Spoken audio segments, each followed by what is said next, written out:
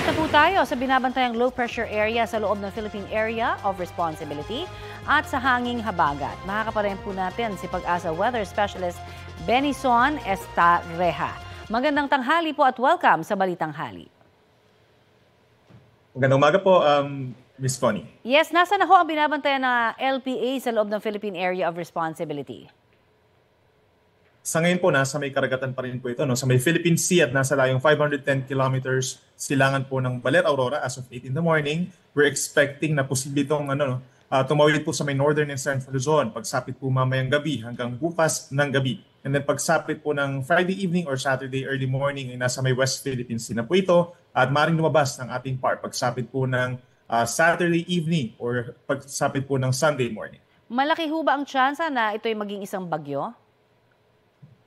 At least within the next 24 hours po mababa pa naman yung chance. But then hindi natin inaalis yung chance na bago siya mag-landfall po dito sa may area or tumama sa kalupaan po dito sa may silangan po ng Northern Luzon is maging tropical depression ito. Pero paglampas niya dito sa may West Philippine Sea over the weekend, doon mas mataas yung chance na ito yung maging tropical depression. At habang nasa loob po ng PAR at naging bagyo ito, papangalanan po natin ito na bagyong Isang.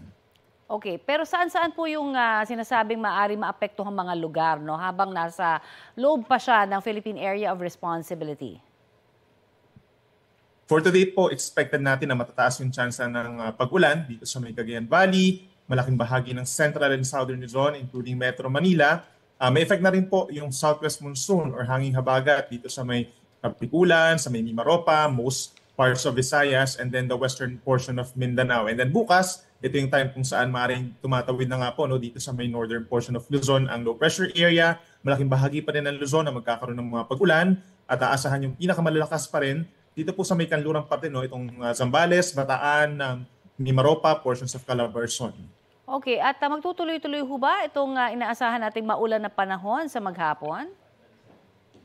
Yes, kung dito sa Metro Manila at mga nearby areas po, makulimlim pa rin ang panahon, then naasahan pa rin natin yung mga light to moderate rains. For afternoon, may mga areas din na may pinakamalalakas na ulan, kagaya po dito sa may Cagayan Valley, sa may Aurora, dahil po dun sa mismong low pressure area. And then pagsapit naman sa bandang Mimaropa, mataas din yung chance ng ulan dahil naman sa habagat.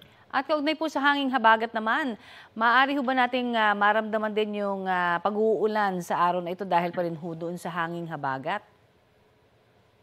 Yes, hindi necessarily po ini-enhance or pinapalakas nitong low pressure area yung habagat, subalit hinihila or tinutulak po yung hanging habagat papunta doon sa low pressure area. Kaya meron pa rin mga paminsan-minsan mga malalakas na ulan, specifically dito sa may Calabarzon, Mimaropa, even dito sa Metro Manila, malaking bahagi ng Visayas. Hindi lang po today, kundi maging hanggang sa Saturday po ng umaga. At bukod po sa LPA at habagat, may iba pa bang mga nakikita tayong sama ng panahon at maaari yung binabantayan nyo ngayon?